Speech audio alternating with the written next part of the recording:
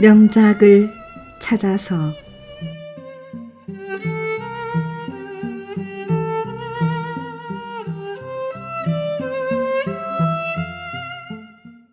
오늘은 프랑스의 기 드 모파상, 미국의 오 헨리와 함께 세계의 3대 단편 작가로 꼽히는 러시아의 소설가이자 희곡 작가인 안톤 체호프의 대표작 귀여운 여인을 낭독해 드리겠습니다. 안톤 체호프는 1860년 남러시아의 아조프 해안의 항구도시 타간로크에서 출생하였습니다. 본래 농노 출신이었던 그의 부친은 작은 식료품 상을 경영했으나 그가 어릴 때 파산하여 모스크바로 도주하였습니다. 그래서 체호프는 고학으로 중학교 과정을 마치고 19세 때 모스크바 대학 의학부에 입학함과 동시에 혼자서 가정생활을 꾸려 나가게 되었습니다. 그의 재주는 오직 글을 쓰는 것뿐이었기 때문에 안토샤 체온테란 필명으로 여러 잡지에 기고하였습니다. 그가 대학 재학 시에 발표한 작품은 소품들로서 관리의 죽음, 뚱뚱이와 홀쭉이, 카멜레온 등을 들 수 있으며 졸업 후에는 보스크렌스크의 의사로 부임하여 환자들과 접촉할 기회를 가짐으로써 작가적 깊이를 쌓아나갔습니다. 1888년 28세가 되면서부터 소품의 집필을 그만두고 사회적인 문제에 관심을 기울여 그에 관한 중단편을 발표하기 시작하였습니다. 그래서 초원을 시작으로 졸리다, 곰 등을 발표하였고 시베리아 여행을 통하여 유형지의 모습을 관찰하여 시베리아 여행을 발표하기도 했으며 육호실이라는 현실의 가장 어두운 측면인 정신병원의 모습을 사실적으로 묘사해내기도 하였습니다. 그는 44세의 젊은 나이로 세상을 떠나기까지 약 20년간의 작가 생활 동안에 무려 1천여 편의 소설과 11편의 희곡을 썼습니다. 오늘 여러분을 찾아갈 귀여운 여인은 그의 단편 가운데 가장 널리 알려진 대표작으로서 이 작품을 통해서 체호프는 사랑을 떠나서는 살 수 없는 그지없이 사랑스러운 여인의 전형을 만들어내는데 성공했습니다. 이 소설을 톨스토이는 4번이나 소리내어 읽었다고 합니다. 자, 그러면 안톤 체호프의 귀여운 여인은 과연 어떤 여인일지 함께 그려보실까요?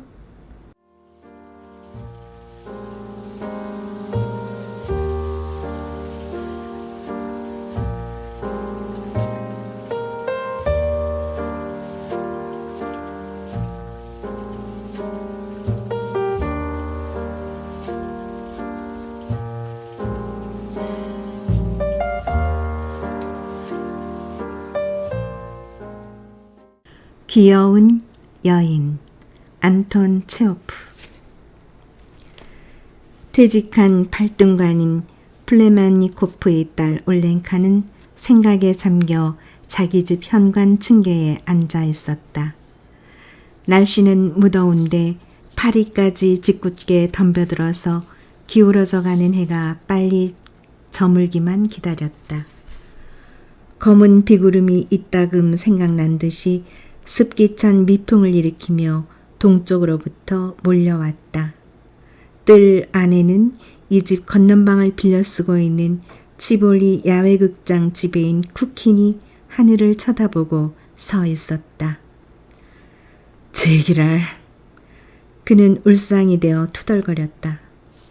또 비야? 일부러 그러는 것처럼 하고 한 날 비만 오니 이건 내 모가지를 졸라 매자는 건가? 날마다 손해가 이만저만 커야지. 이러다간 파산이로군. 파산이야.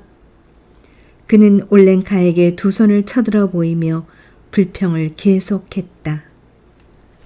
우리들의 생활이란 늘 요 모양 요 꼴입니다. 올리가 세면오브나 울어도 시원찮을 지경이죠.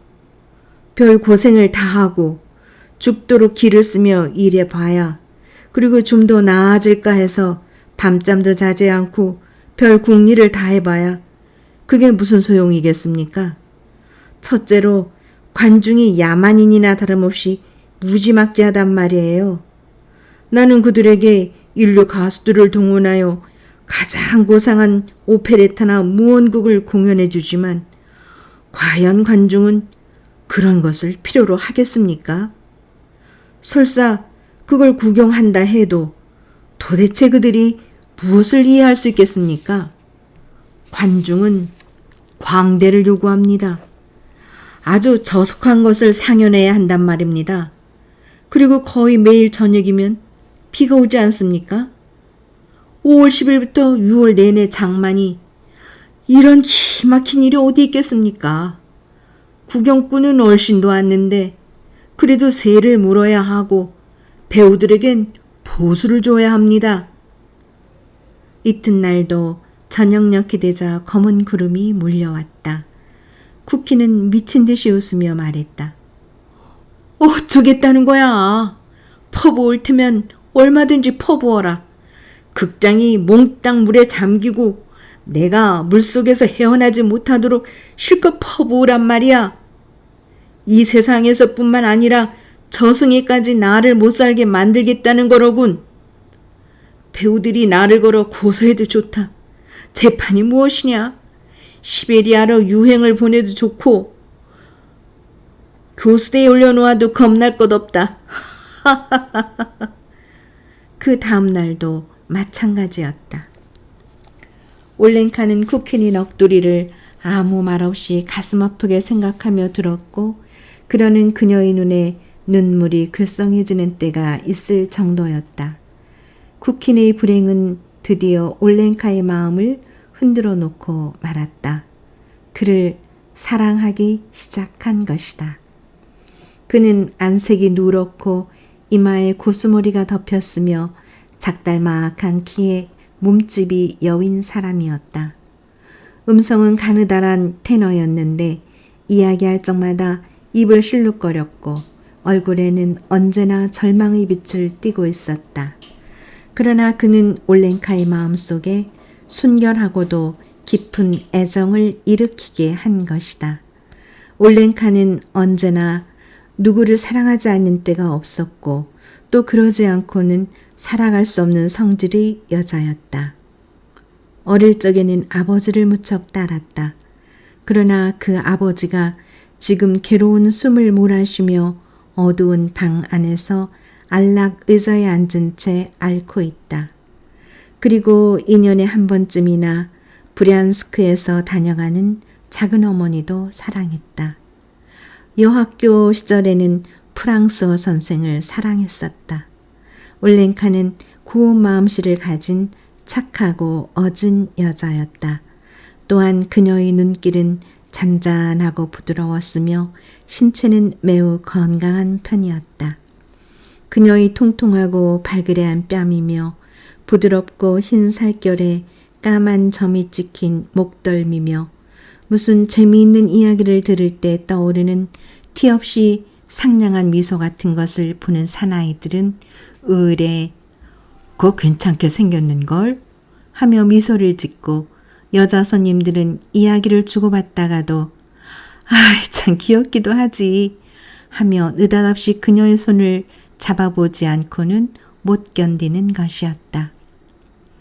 올렌카가 태어날 때부터 살아왔고 또 아버지의 유언장에도 그녀의 명의로 돼 있는 이 집은 도심지에서 떨어진 치이간스카야 슬로보디카에 있었다.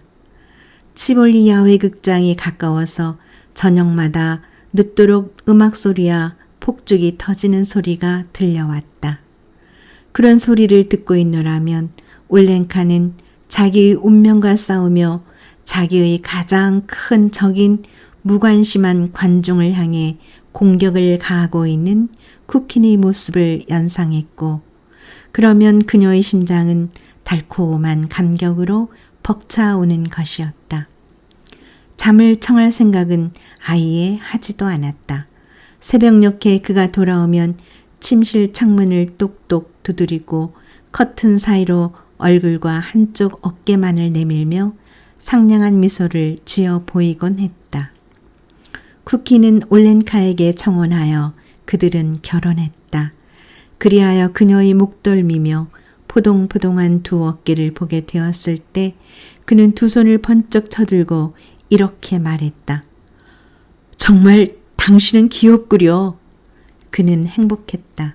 그러나 결혼식 날에도 밤낮을 두고 비가 온 것처럼 그의 얼굴에서도 절망의 빛이 아주 사라지지는 못했다. 결혼 뒤에 그들은 다정스럽게 살았다. 올렌카는 입장권을 팔기도 하고 극장 안에 여러 가지 일을 거들어주기도 하며 계산서를 꾸미고 월급을 치러주기도 했다. 그녀의 발그레한 두 뺨과 티 없이 맑고 귀여운 미소가 매표구에서 보였는가 하면 무대 뒤나 구내식당에 나타나곤 하는 것이었다. 그리고 그녀는 어느덧 자기 친지들에게 연극이야말로 인간 세상에서 가장 보람있고 또 없어서는 안 될 중요한 것이며 연극을 통해서만 인간은 참다운 위안을 느낄 수 있고 교양을 지닌 인도주의적 인간이 될 수 있는 거라고 곧잘 설명하게 되었다. 하지만 관중이 과연 그걸 이해할 수 있겠어요? 그녀는 이렇게 말했다. 그들이 요구하는 건 광대라니까요. 어제 파우스트의 개작을 공연했더니 관람석이 아주 텅 비어 있었어요. 그렇지만 우리 주인 바니치카와 내가 저속한 심파나 공연했더라면 틀림없이 대만 원이었을 거예요. 내일 바니치카와 나는 지옥에서의 오르페우스를 상연하기로 했어요. 꼭 보러 오세요. 그러고는 연극이나 배우들에 관해서 쿠킨이 하던 말을 그대로 되풀이하곤 하였다. 남편이 하는 그대로 예술에 대한 관중의 냉담과 무지를 탓하기도 하고 무대 연습에 끼어들어 배우들이 포즈를 고쳐주고 악사들의 몸짓을 감독하기도 했다.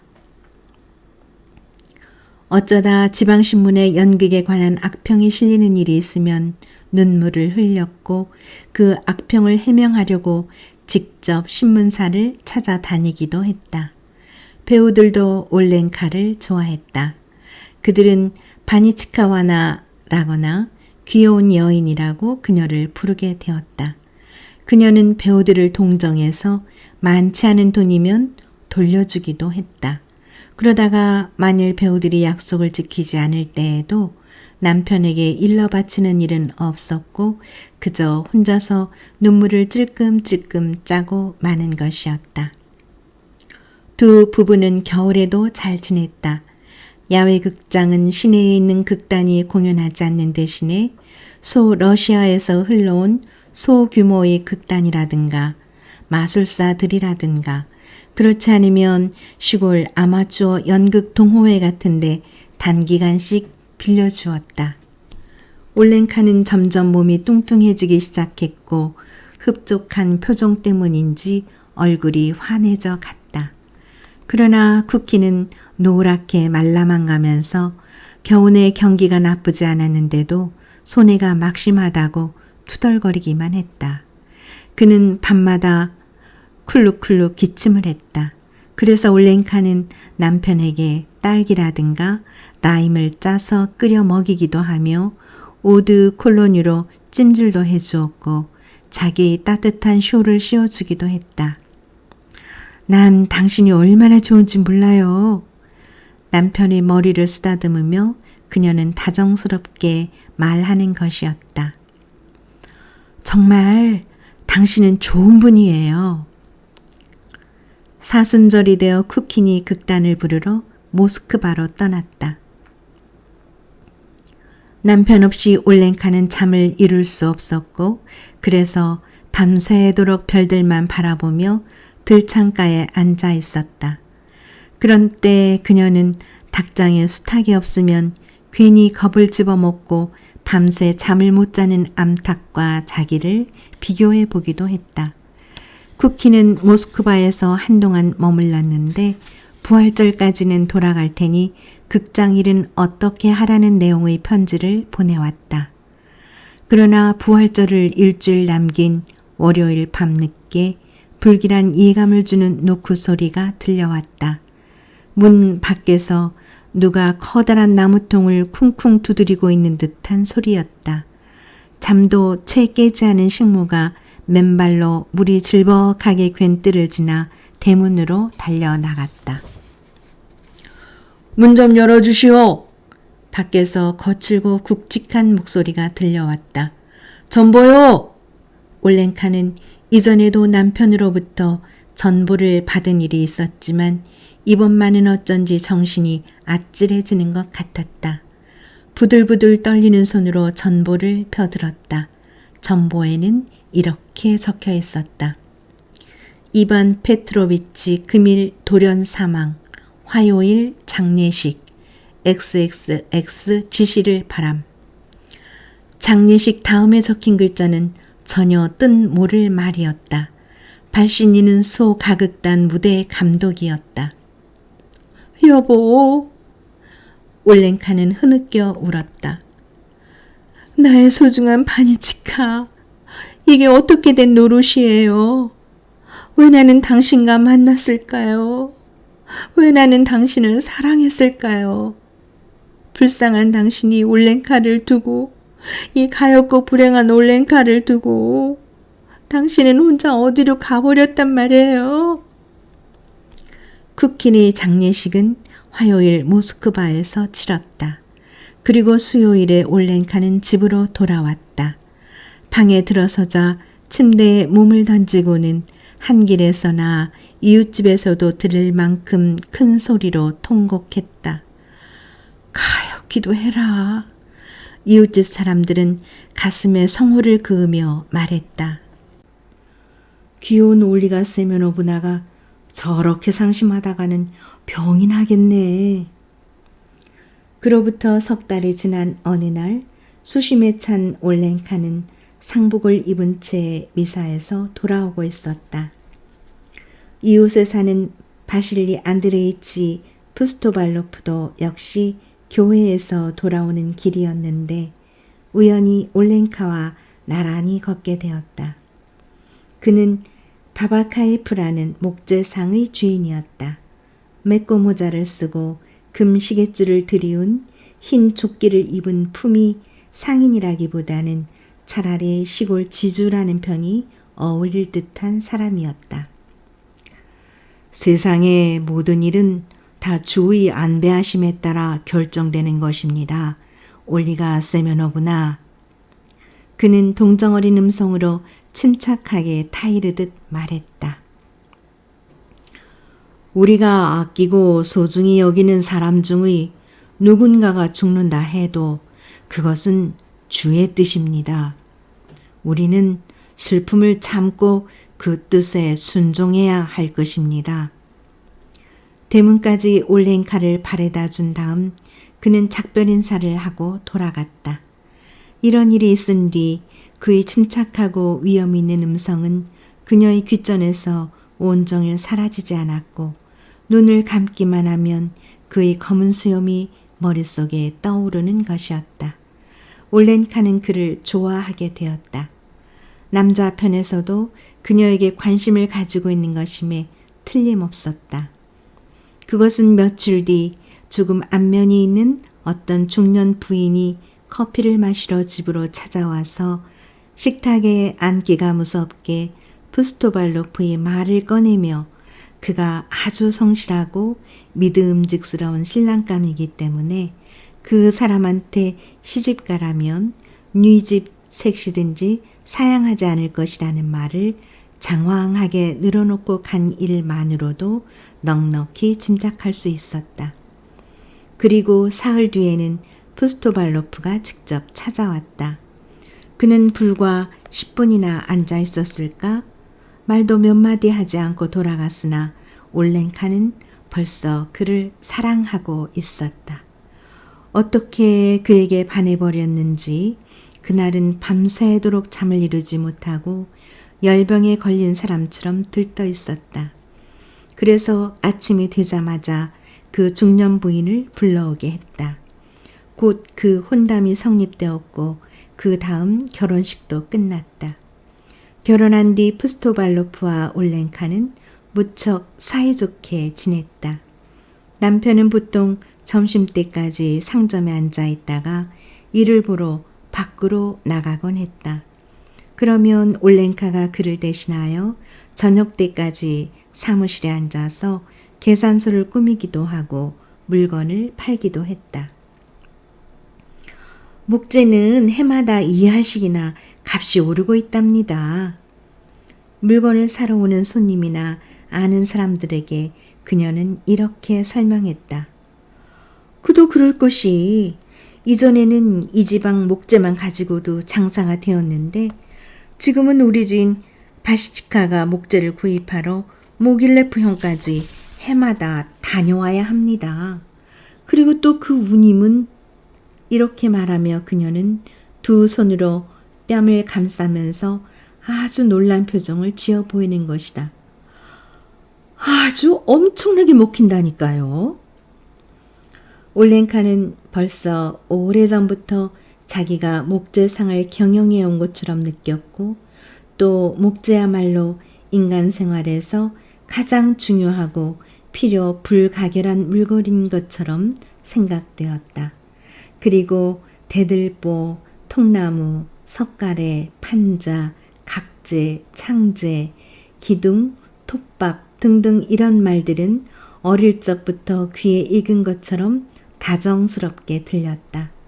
잠을 잘 때에도 차곡차곡 쌓아 올린 두껍고 얇은 판자의 산더미라든가 어디론지 시로 나무를 운반해가는 우마차의 길다란 행렬이라든가 길이가 30척이 넘는 7치 들보 각재가 곤두서서 마치 군대처럼 제목 저장고로 행군하는 꿈을 꾸었다. 통나무, 들보, 판자 같은 마른 나무가 요란한 소리를 내고 서로 부딪히며 한꺼번에 무너져 내렸다가는 다시 저절로 쌓아 올려지는 꿈도 꾸었다. 그럴 때 올렌카는 소스라쳐 놀라 깨어나곤 했다. 그러면 푸스타볼로프가 어린아기 달래듯 말했다. 왜 그러지? 올렌카, 어서 성호를 그어요. 남편의 생각은 바로 아내의 생각이기도 했다. 가령 남편이 방안이 너무 넓다고 생각하든가 장사가 시원치 않다고 생각하면 그녀도 역시 그렇게 생각하는 것이다. 남편은 어떤 종류의 오락도 좋아하지 않았다. 휴일에도 그는 집에만 틀어박혀 있었고 아내 역시 마찬가지였다. 매일 집에나 사무실에만 박혀있지 말고 극장 같은 데 구경이라도 좀 다녀보시지. 가깝게 지내는 사람들은 그녀에게 이렇게 권했다. 우리 바시치카와 나는 극장에는 가지 않기로 했어요. 그녀는 위험 있는 말투로 대답했다. 우리같이 일하는 사람에게는 그런 우스꽝스러운 구경을 하고 다닐 여가가 없습니다. 극장에 다녀봐야 뭐 하나 이로울 게 있어야죠. 토요일이면 푸스토발로프 부부는 저녁 기도에 참석했고 일요일에는 아침 미사에 참여했다. 교회에서 돌아올 때 그들은 부드러운 표정으로 나란히 걸었다. 아내의 비단 옷은 사각사각 기분 좋은 소리를 냈고 남 보기에도 두 사람은 행복스러웠다. 집에 돌아와서는 버터빵에 여러 가지 잼을 발라서 차와 함께 들었고 그 다음에 케이크를 먹었다. 매일 점심때가 되면 이 집에서는 수프며 양고기와 오리고기를 볶는 냄새가 대문 밖 한길까지 풍겨나왔고 육식을 금하는 소재 날에는 생선으로 요리를 만들었다. 그래서 누구나 이 집 앞을 지날 때 군침을 삼키지 않는 사람이 없었다. 사무실에는 언제나 사모바르가 끓고 있어서 손님들은 차와 도넛의 대접을 받았다. 일주일에 한 번씩 이 부부는 목욕탕에 갔다가 불그레하게 상기된 얼굴로 나란히 집으로 돌아오곤 했다. 덕분에 잘 지내고 있지요. 올렌카는 아는 사람을 만나면 이렇게 말했다. 남들도 모두 바시치카와 내가 사는 것처럼 행복하게 살 수 있게 해달라고 주께 기도한답니다. 푸스토발로프가 목재를 구입하러 모길레프 현에 다녀오는 동안 그녀는 퍽 적적해 했고 밤잠도 못 자고 눈물만 짰다. 그녀의 집 건넌방을 빌려 쓰고 있는 젊은 군 수유관인 스미르닌이 저녁이면 이따금 놀러왔다. 그는 올렌카에게 이야기도 해주고 트럼프 놀이를 함께 하기도 했는데 그것이 그녀에게는 여간 위로가 되는 게 아니었다. 스미르닌의 가정 이야기는 특히 그녀의 관심을 끌었다. 수의관에게 처와 아들 하나가 있었는데 처의 행실이 좋지 못해 헤어졌다는 것이다. 그는 지금 자기 처를 몹시 원망하고 있지만 아들이 양육비로 매달 40루블씩 보내주고 있다는 것이었다. 그런 이야기를 들으면 올렌카는 한숨을 쉬고 머리를 흔들었다. 그가 측은했던 것이다. 주께서 당신을 구해주시도록 기도하겠어요. 층계까지 촛불을 들고 나와서 그를 보내며 올렌카는 말했다. 심심한데 와 주셔서 고마웠어요. 주께서 당신에게 건강을 주시고 또 성모 마리아께서도. 그녀의 말투는 남편을 닮아 침착하고 위엄이 있었다. 아래층 문을 열고 나가려는 수유관을 일부러 불러세우고 그녀는 이렇게 충고했다.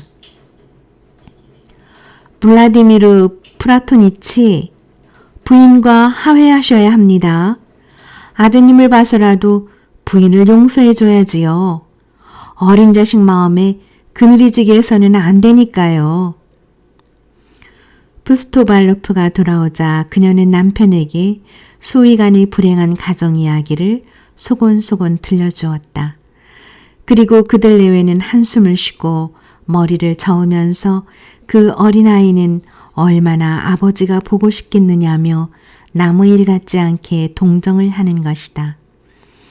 그러던 내외는 이상한 생각이 떠올라 성상 앞에 무릎을 꿇고 앉아 자기들에게도 자식을 주십사 하는 기도를 드리는 것이었다.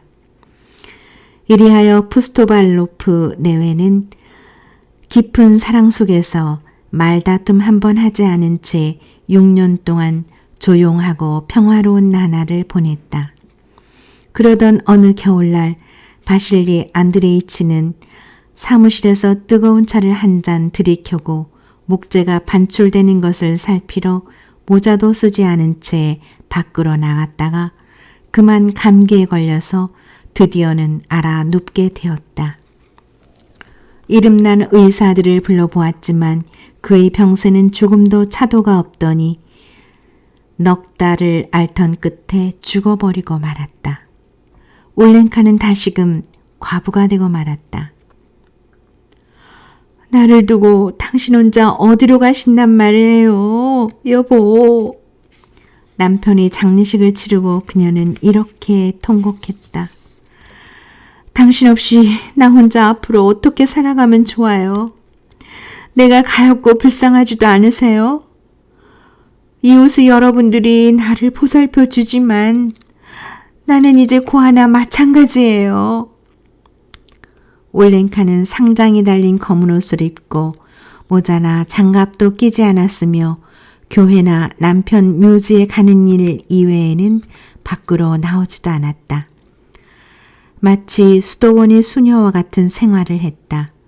푸스토발로프가 죽은 지 6개월이 지나자 올렌카는 상복을 벗었고 들창에 무겁게 드리워졌던 덧문을 열어놓기 시작했다. 아침이면 이따금 식물을 데리고 시장에 가는 그녀의 모습을 볼 수 있게 되었다.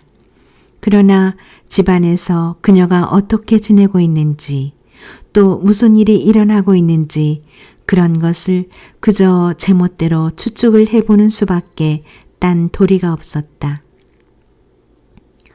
그녀가 뜰 안에 앉아 수의관과 함께 차를 마시고 있다느니 수의관이 그녀에게 신문을 읽어주고 있는 것을 누가 보았다느니 또 우체국에서 어떤 친구를 만난 올렌카가 이런 말을 하더라느니 하는 소문이 그러한 추측의 근거가 되었다. 이 구장에서는 가축 관리가 제대로 되고 있지 않아요. 그것이 여러 가지 병의 원인이 되지요. 우유로부터 병을 얻게 되고 말이나 소로부터 무서운 병이 사람에게 옮는다는 것쯤은 알만도 할 텐데 사실 가축의 건강에 대해서도 사람의 건강 못지않게 세심한 주의가 필요해요.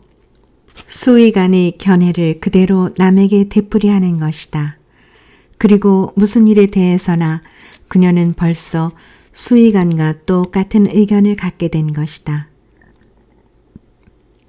올렌카는 그 누구에 대한 애정 없이는 단 1년도 살아갈 수 없는 여자임이 분명했다.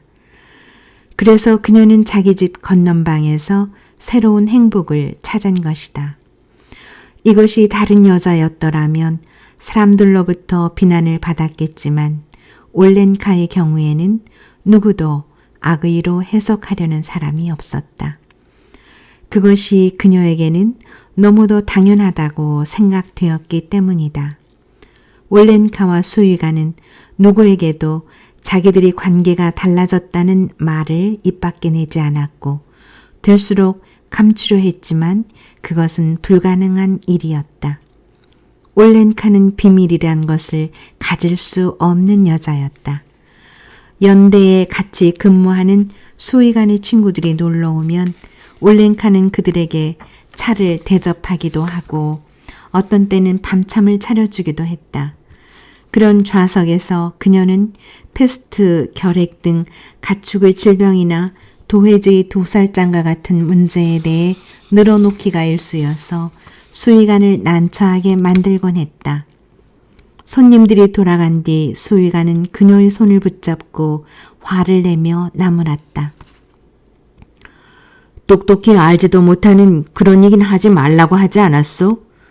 우리 수의끼리 얘기할 땐 제발 말참견 좀 그만둬요. 내 꼴이 뭐가 되겠소? 그러면 올렌카는 놀라움과 불안이 뒤섞인 얼굴로 그를 쳐다보며 묻는 것이었다.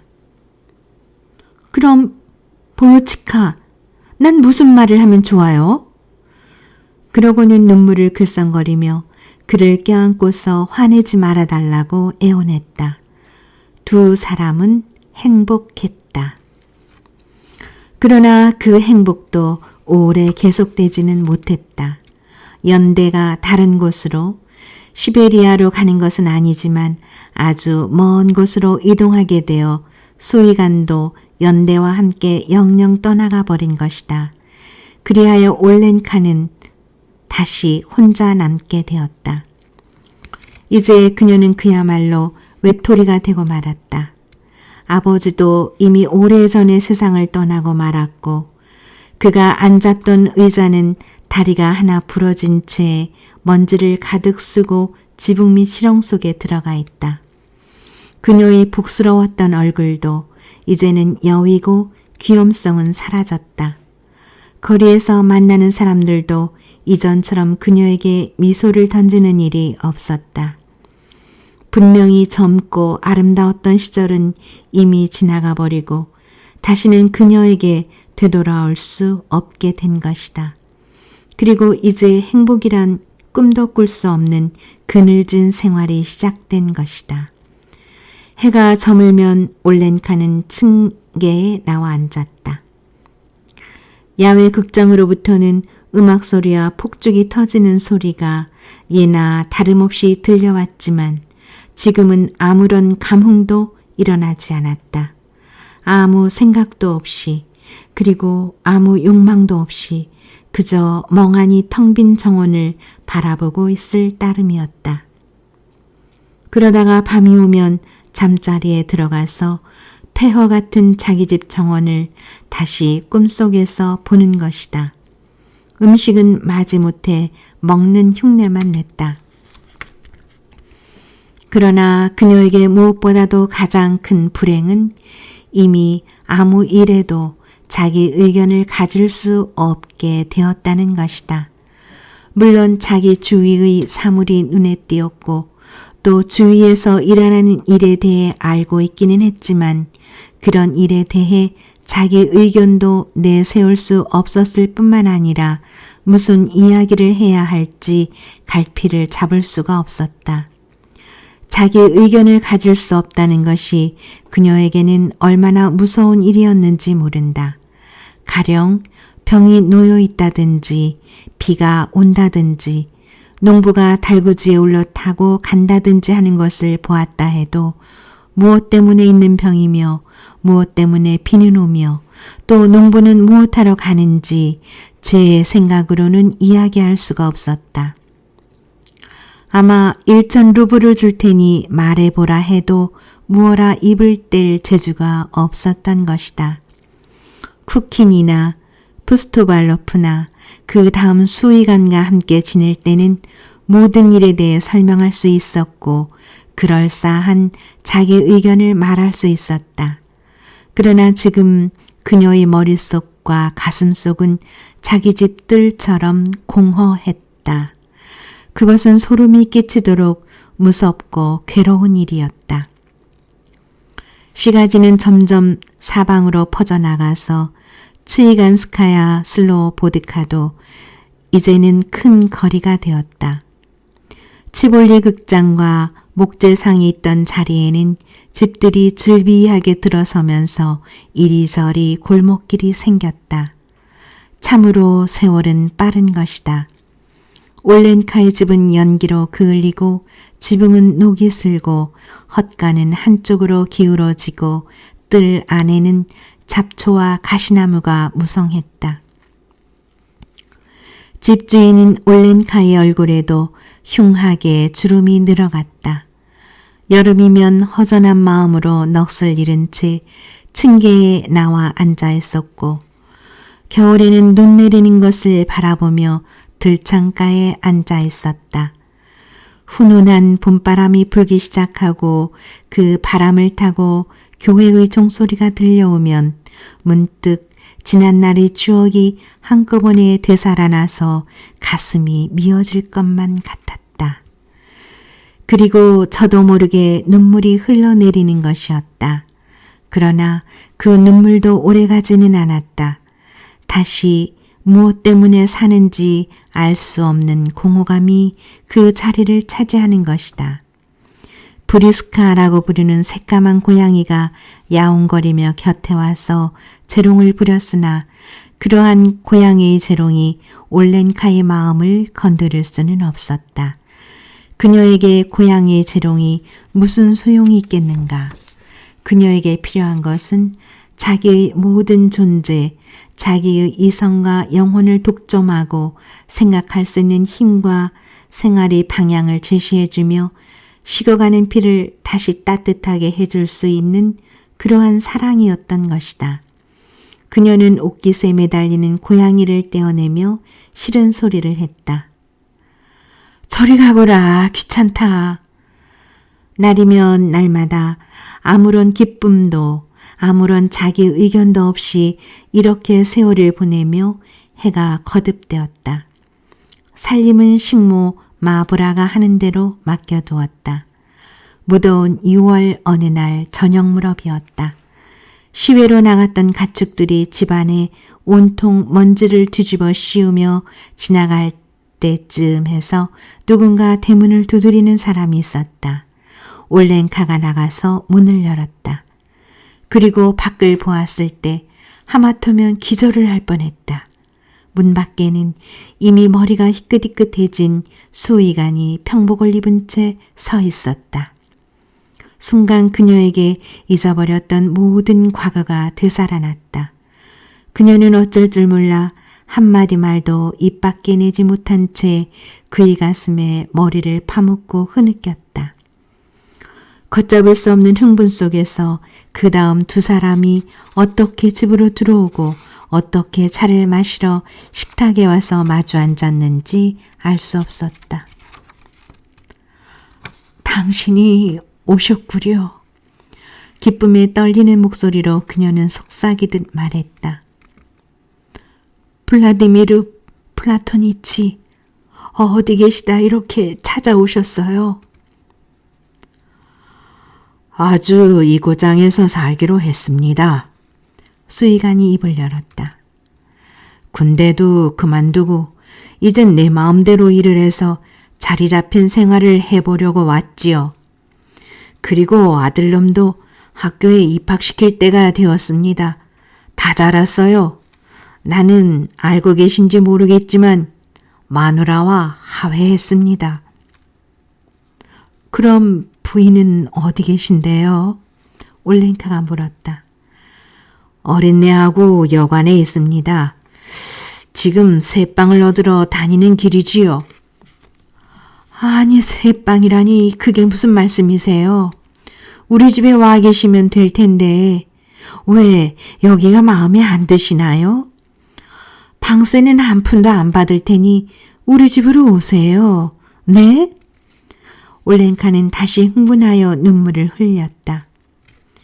이 방을 쓰시도록 하세요. 나는 건넌병 하나면 되니까 그렇게 해주시면 난 얼마나 좋을지 몰라요. 이튿날 지붕에는 벌써 페인트 칠을 하고 벽도 흰색으로 칠하게 했다. 올렌카는 가슴을 펴고 두 손을 허리에 얹은 채 집안을 돌아다니며 여러 가지 일을 감독하고 있었다. 얼굴에는 예전과 같은 미소가 떠올랐으며 마치 오랜 잠에서 깨어난 것처럼 그녀의 온몸에서는 활기가 넘쳐 흘렀다. 수의관의 마누라가 아들과 함께 이사를 왔다. 못생긴 얼굴에 머리를 짧게 자르고 성미가 까다로울 것 같은 여인 몸집의 여자였다.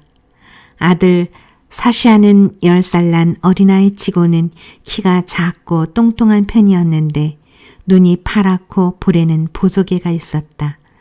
아이는 뜰 안에 들어서기가 바쁘게 고양이를 쫓아서 달려가더니 곧이어 명랑하고 즐거운 웃음소리가 들려왔다.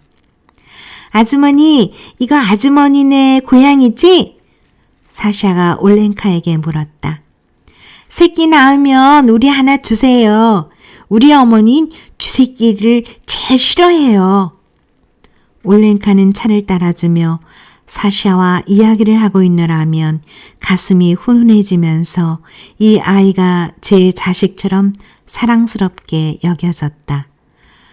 저녁에 사샤가 책상에 앉아 복습을 하고 있으면 그녀는 대견스럽게 바라보며 이렇게 속으로 중얼거렸다. 참 귀엽기도 하지. 어쩌면 어린 것이 저렇게 똑똑하고 저렇게 깨끗하담. 섬은 사면이 바다로 둘러싸인 육지의 한 부분입니다. 사샤가 소리를 내어 책을 읽었다. 섬은 사면이 바다로 둘러싸인. 올렌카도 받아 읽었다.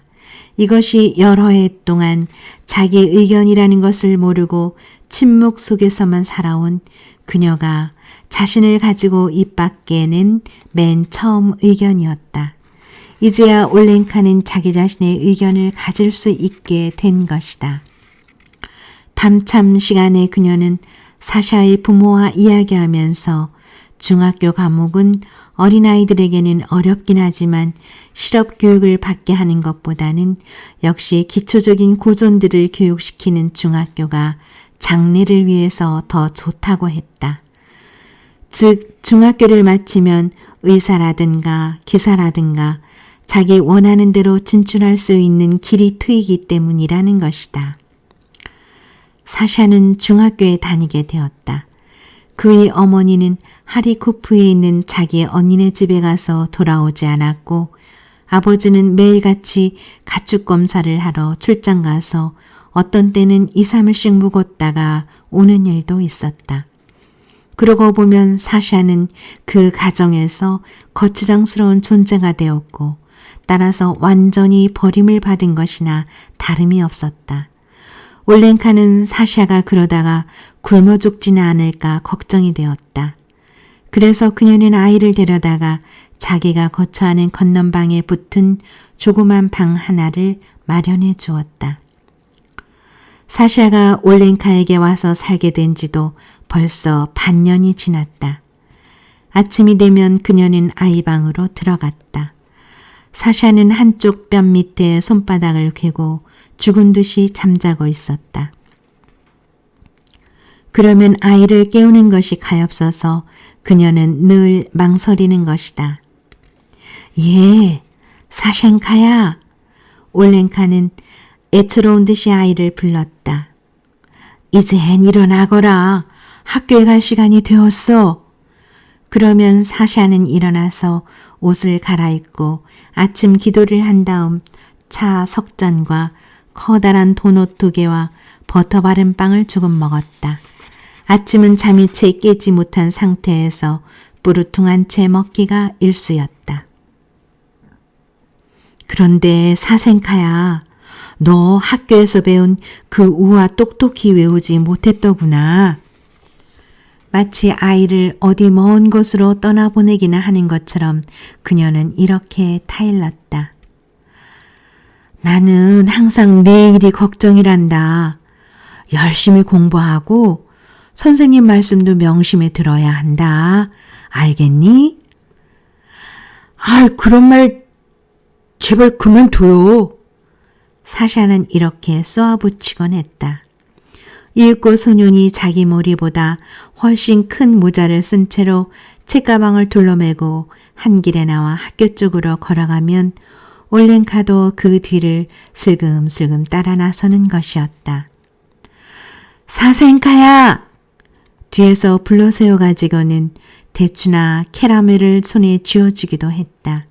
학교가 있는 골목길로 접어들면 사샤는 몸집이 큰 여자가 뒤에 따라오는 것이 부끄러워서 뒤를 돌아보며 말했다.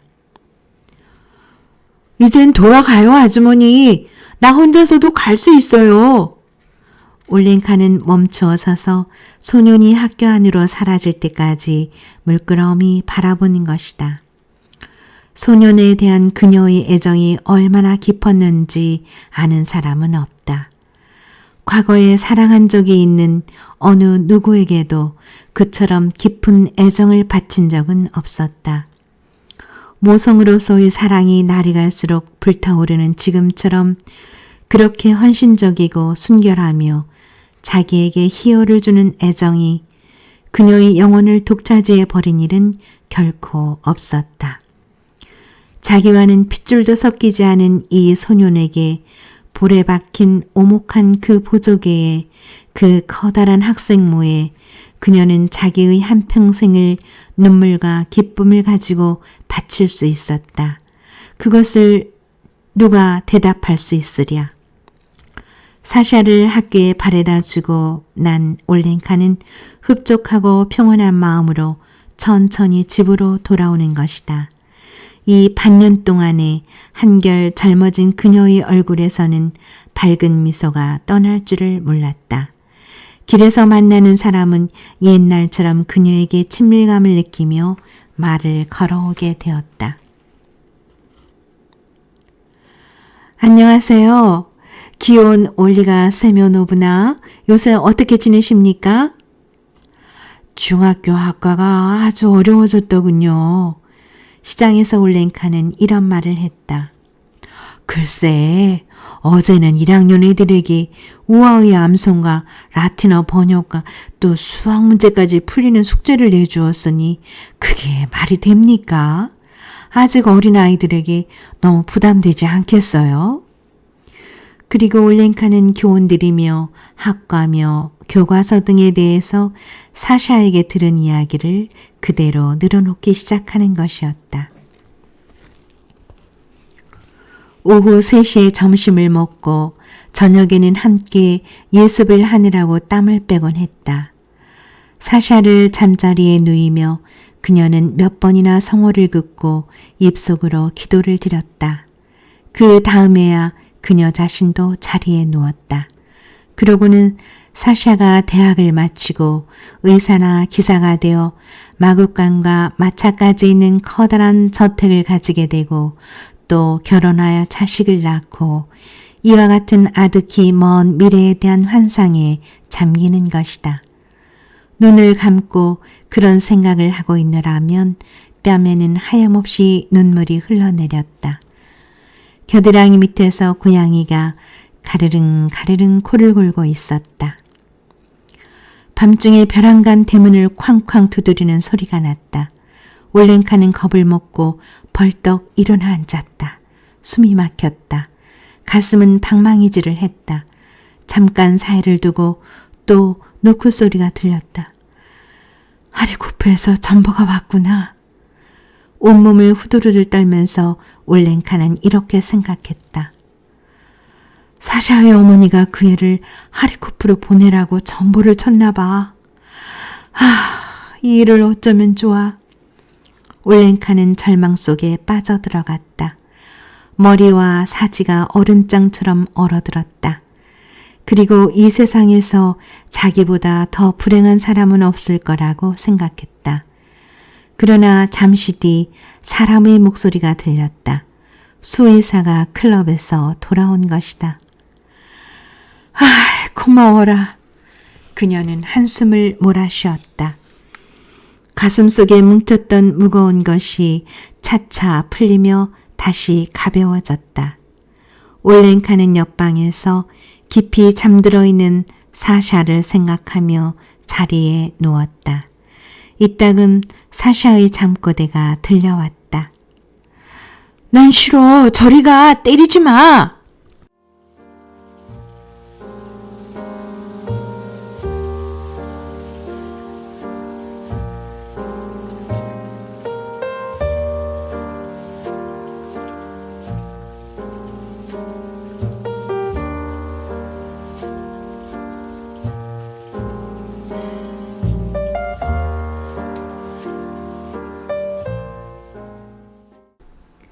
그 누구에 대한 애정 없이는 단 1년도 살아갈 수 없는 여자, 상대방의 사랑을 통해 세상을 읽는 여자, 안톤 체호프의 귀여운 여인이었습니다. 매일매일 행복이 가득하시기 바랍니다. 좋은 작품으로 또 찾아뵙겠습니다. 감사합니다.